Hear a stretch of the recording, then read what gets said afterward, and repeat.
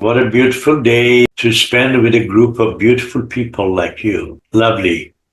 Is there anything you want to discuss before we get into the artist of the day? I was just wondering whether we've signed the work that we've done or not, and then it goes out publicly. What is to stop people just copying it if they wanted to? Look forward that people would copy your painting. A copy can never be as good as the original. The moment people get to know the original and the copy, they know where the copy came from. If somebody is copying you, that means they love your work. No copier is good because they copy. If they were good, they would create. They would make it. Just let them keep on copying because they're copiers. They're not going to damage anything in you. Make sure that you sign your paintings. If you don't want to sign it in the front, fine. Sign it on the back of the canvas. And I usually sign it on the back of the canvas. I put the title of the painting. Then I would put my name underneath it as the artist. And then on this side, I would put a date. No painting has any value if it doesn't have signature, unless they can prove that this was that artist's works. Many of the artists that we got to know are followers of Impressionism. They started Impressionism, but then they moved on because they're creative beings. The copiers are the ones who kept on copying Impressionism. Nobody knows about any Impressionists except for the original ones. But millions of people are still painting like the Impressionists. They look at the subject, they get inspired by it, and they reflect it on the canvas. Impressionists were the first people who did that. Before that, artists would get idea when they were in the nature or wherever they were, and then in their studio, they developed a painting. They were not done in nature. Impressionists were the first people who did painting actually directly by looking at nature and reflecting it. And that became the way of many artists. I did that for years in my life when I was a kid through high school. As I was going through that, things were changing.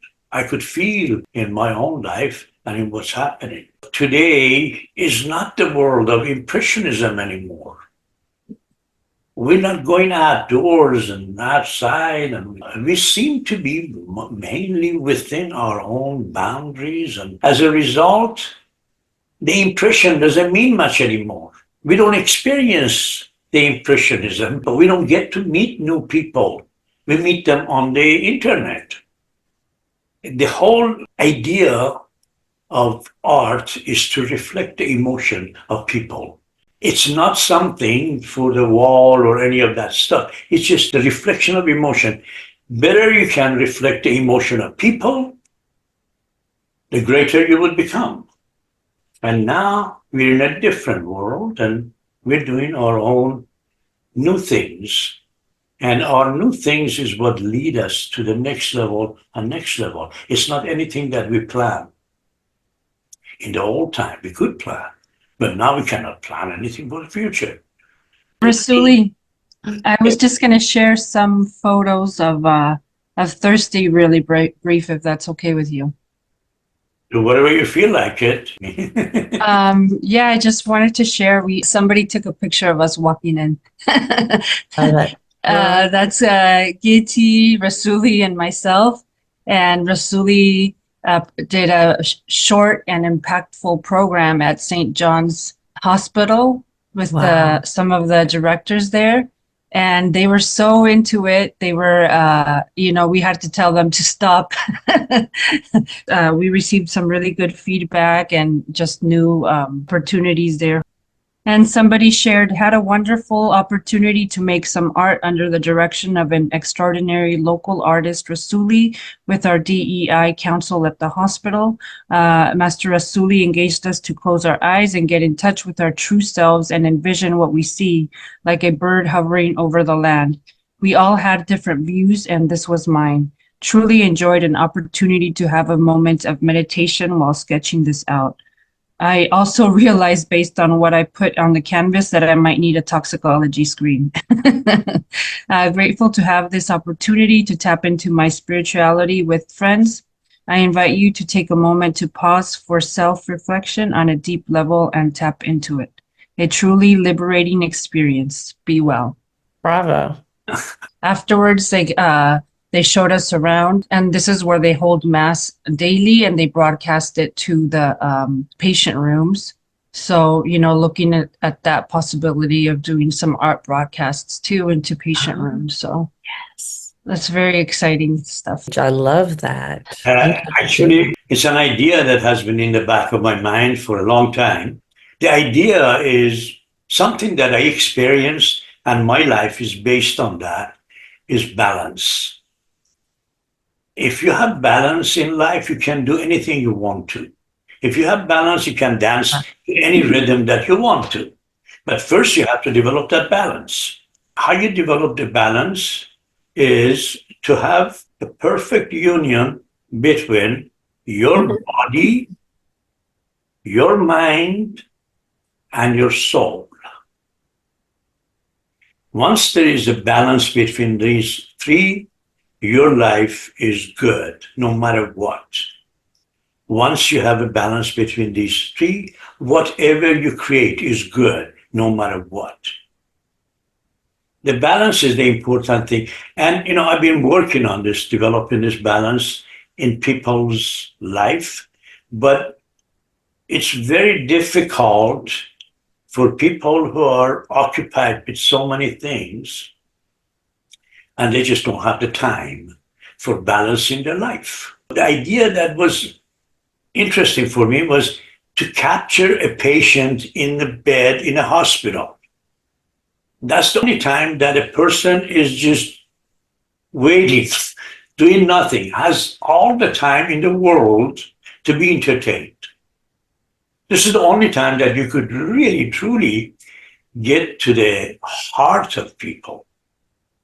When they're in bed, they don't know what's going on. When the doctor shows up, when they release them or whatever it is. So you could develop the balance right there because the body is being healed for whatever the problem that it had.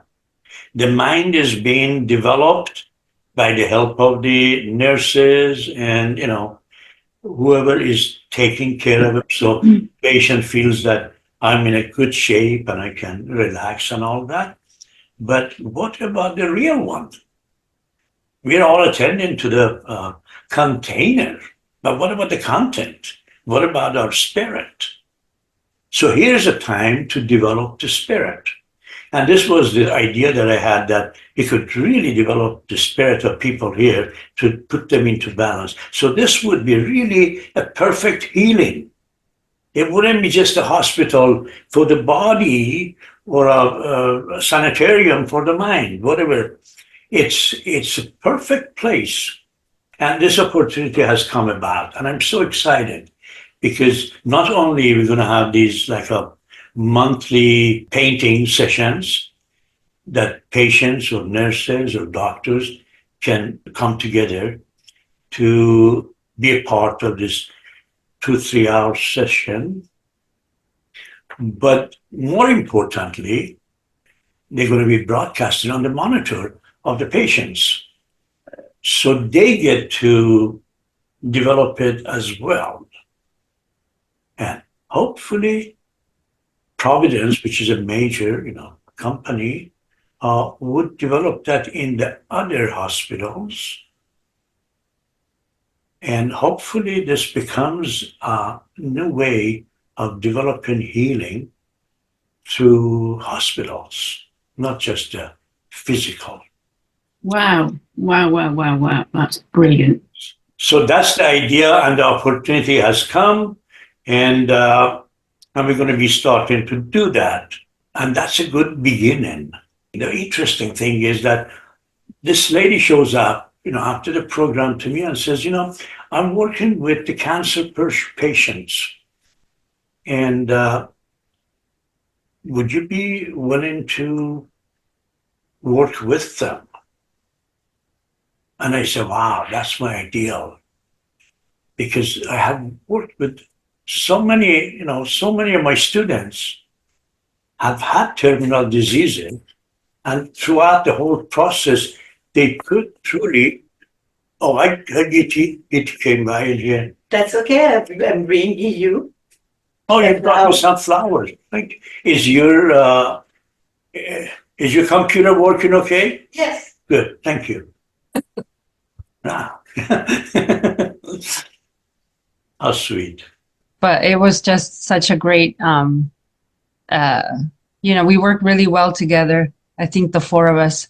Yeah. And then just imagining bringing more artists and, the future of wellness, what it looks like, what you can imagine it is so bright when you look at it through your eyes like that. May I share one thing about that? My daughter volunteered at the Children's Hospital here in New Orleans, and she was put in charge of the art cart. So she would go from room to room to the children with the art cart, and it'd have paper and colors and paints and whatever, and she would paint with them. And I was having open heart surgery around that time, and I was like, I wish there was an art cart for big people because I'm crafty, give me some glue and some paints, and I've got nothing else to do. And like you said, you're sitting here literally with no clothes on. So you're like, you have just this open gown, and people from my past would just show up in the room because they heard I was in the hospital. So no invitation. And all of a sudden everybody's in there, which is a wonderful thing. I'm reconnecting, So yeah, art cart for adults, for healing of the soul, they're already doing that for children. So to transfer that model, and you could take people like us, and if we had like little worksheets that we brought from fusion art to our local hospitals, it could organically grow. Oh yeah, and the interesting part was that as I was walking through the hospital, I was seeing, okay, here's another wall, here's another wall, here's another wall. Imagine instead of just seeing the decoration that some interior designer developed there because of their connection with whatever, the artists or things they were, this time, instead of doing that, why not having the paintings of the patients? Yes. Wow, I love that idea. Right on the wall for other patients to see, for people to see, to make a connection through the heart of people. See, our paintings are about connecting the heart of people together. We're not impressionists. We're not, abstract artists to make these pictures, huge pictures to put it, sell it, whatever it is. We're not in that. We are in here to communicate through the heart with people, to open their hearts. As our painting opens somebody else's heart, they would open another person's heart. Especially as a heart patient, an open heart has all kinds of meanings. I remember my mother my elderly mother was in a ward and the television wasn't working. And these, people were sat there all day long and there was nothing on the walls. And I took flowers in and put a few flowers, and one lady said, oh my goodness, it's lovely to see something, colour and whatever. And then within an hour, the nurses came and took them away and said they weren't allowed flowers on the wall. And so there's just no sort of stimulus to get people well, to stimulate, to get that emotion going. Everybody sits there in this stupor, and how can you heal in these scenarios? And the highlight of the whole thing is that you see the painting of this patient on the wall, and next to it, there is the title of the painting and a little description of that patient says, what Mhm. art means to them, Mhm. how they went into creating that. Mhm. Do you realize how healing that can be? Huge. It's amazing. And also for the family that visit, you know, they're sitting there with nothing to do. And if you said, hey, there's some paper and crayons here, if you want to create some art, I have a little art bulletin board here that you can leave me as a gift. Because my kids did that for me. They brought me art of hearts that they created. My daughter used a dictionary page with the word heart and the definition, and and when the nurses would come in, they would look at this art that my grown children had created, and they were like, this is amazing. And that was healing for me. Yeah. Now it leads into each one of you in your hometown where you are. We're gonna give you the films, we're gonna give you different parts of presentation. Take that to a hospital, to some hospitals around you. Show them what is happening at St. John's, which is a major hospital in the country. Show them and inspire them to allow you to set up a similar thing. You have no idea how Love that. fantastic it would be. And we would help you to expand it. But this could be an ideal for every one of you to get into the heart of outside this whole art world, which is all about money, go into the concept of art as healing, as something that brings balance into your life. Rassouli, I just want to say how amazing that is. Like, that makes me just so excited and happy because being in the hospital is so boring. Like, you know, you spend like most of the time, even if you're sick, just sitting there and, you know, you only have guests like at a certain time.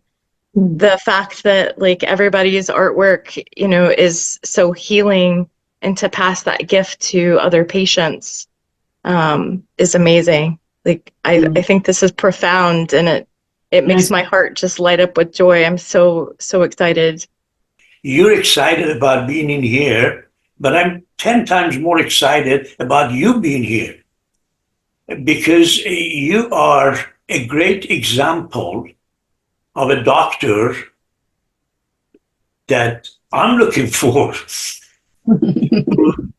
A doctor who would be healing people, Yes. not giving them what the book says to give them because somebody's got a stomach ache. I mean, the pharmaceutical companies. Well, life is a challenge, and I love that challenge. One of the stories that I loved was about these three mice that they were experimenting with them in a lab, and they poured milk in a pot, and they dropped the three mice in the pot.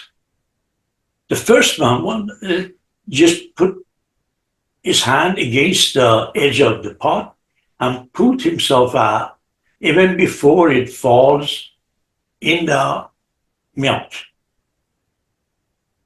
Another one fell in the milk and just died.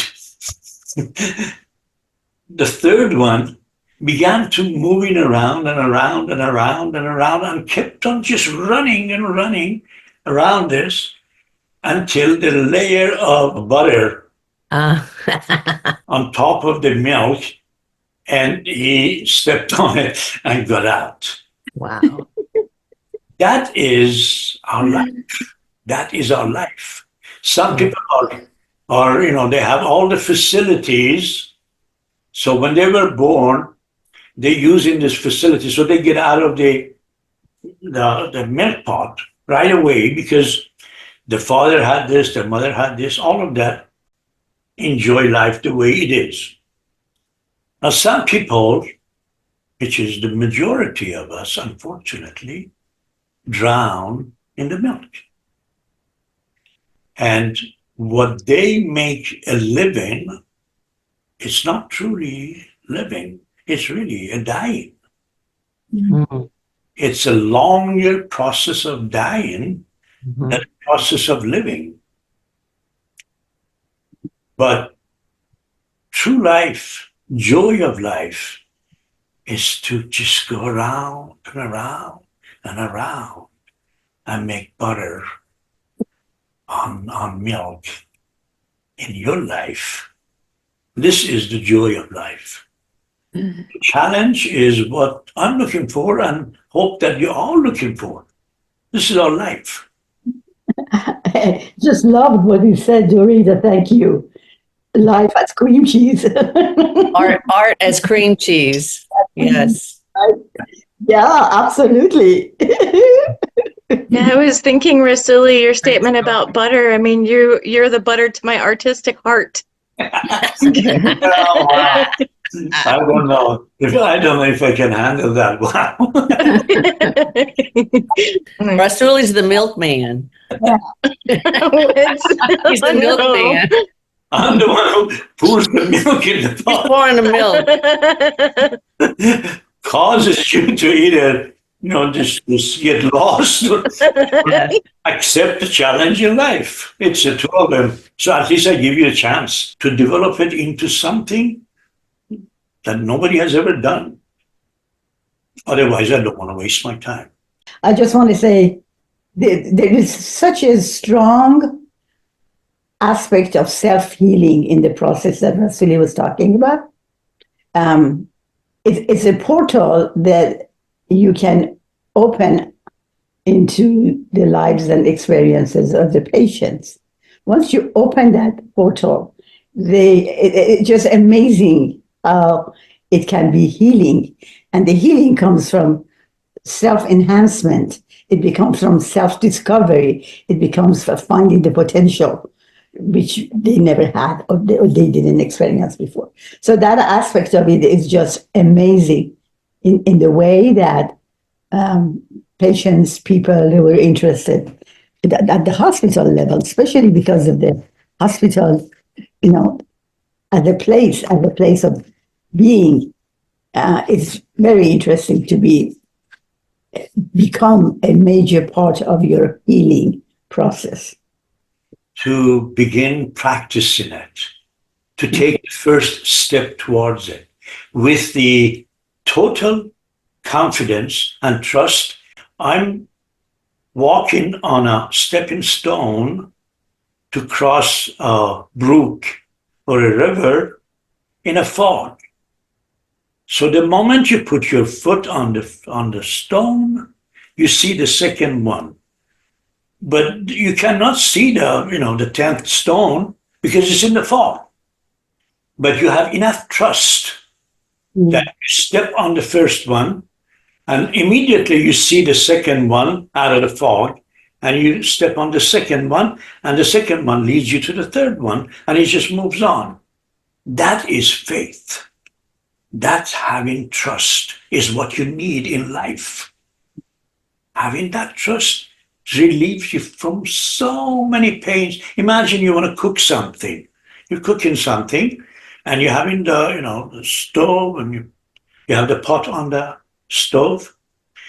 Now, if you have trust in yourself that I know exactly when to turn the thing down or go shit up or where to add water or whatever it is.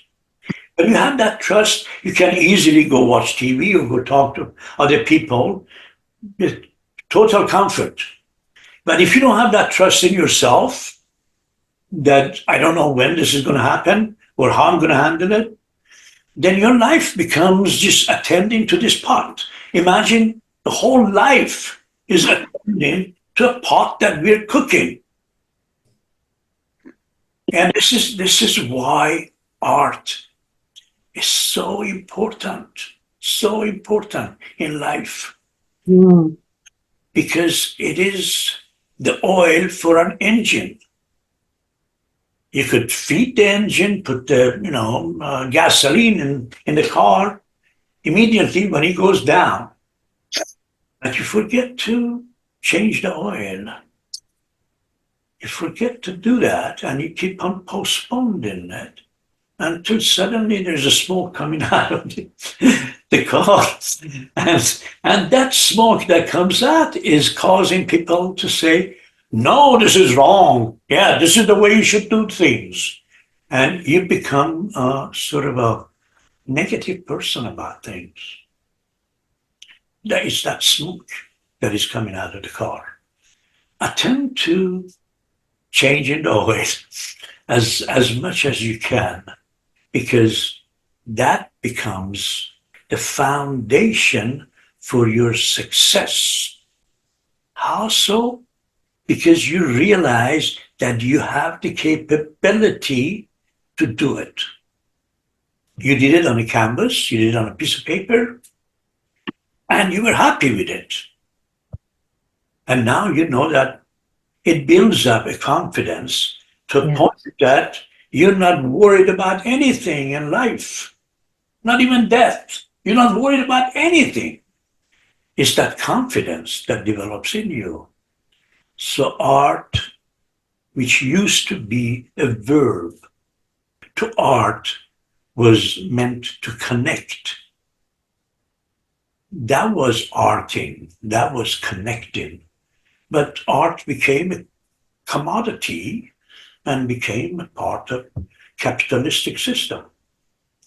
But that's not really what art is about. Art is about bringing together whatever it is. A union between, bringing together negative and positive, bringing together the limitations with the freedom, bringing together the two that don't seem to be working together through your mind, because your mind separates them. Let art brings them together. The value of this sort of a therapy, which is called expressive, is creative expressive therapy, is to invite people into their creative path, into their creative flow. That is that is a very important part. That's how you do this. And so everything you just talked about would be a wonderful way in inviting people. Now, the second part of that is the expressive part. That's creative expressive. The expression, the expressive aspect of it is the healing aspect, is the discovery aspect, is finding the potential within yourself. And that is what does, the trick is in that. Yeah, interestingly, the largest canvas, the larger painting that I've done in my life is a mural that I painted on Washington Boulevard in Venice, the very last building before the ocean. And that painting is about 130 feet long and 40 feet tall. And, we had to set up scaffoldings and different levels, and it's a whole mess, but I don't want to go through that. But that mural, which was a great opportunity, and it's still there perfectly on location after 24 years.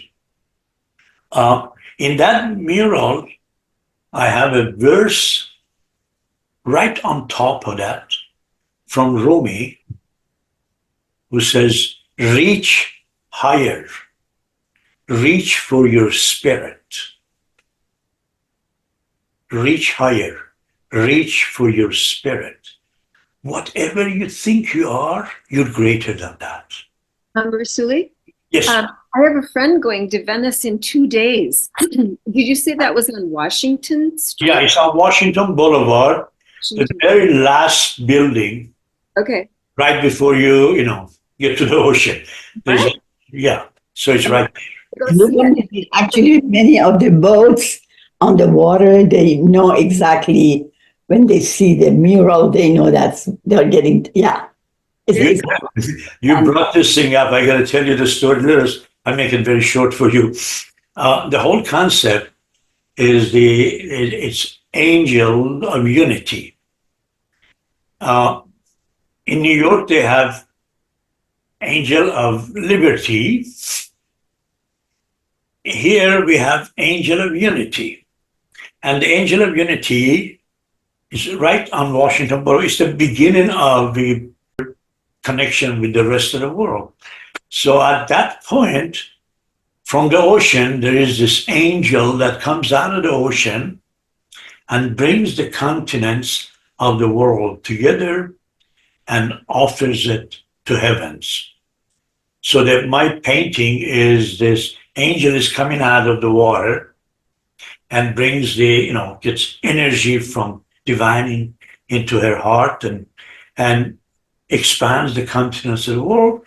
And her hand goes up on top of the roof, above the roof, and is holding the globe, holding the earth.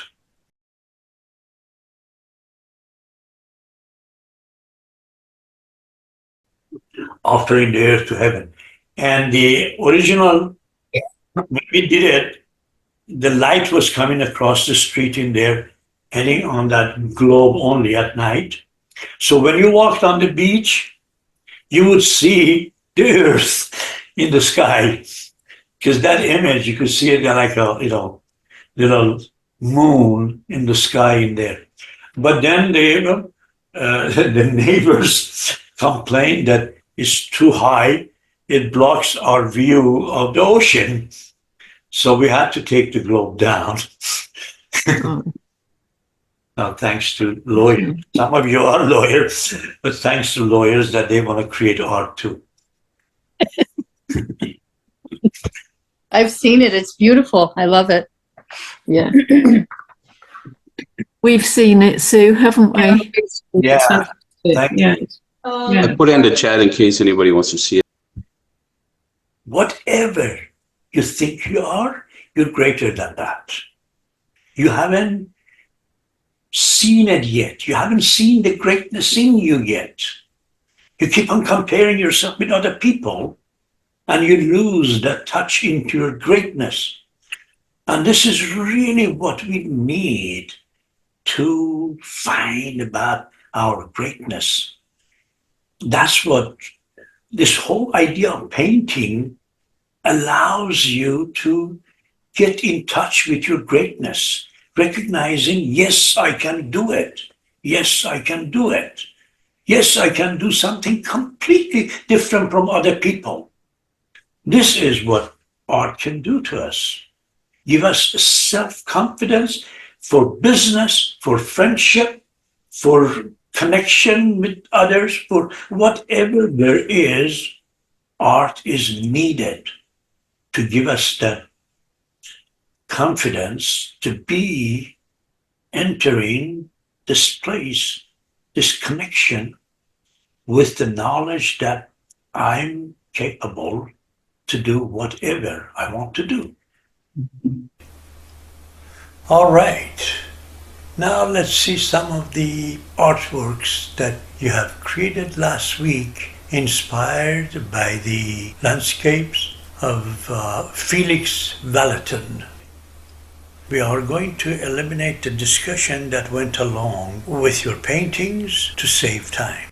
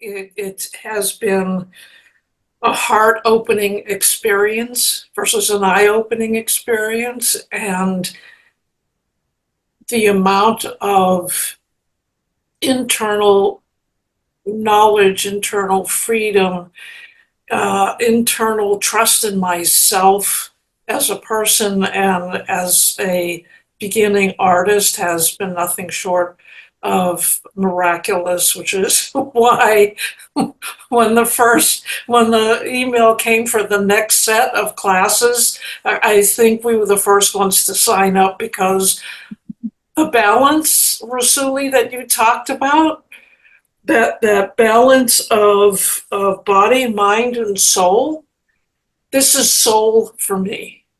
I have to have this in order to create that balance at this point.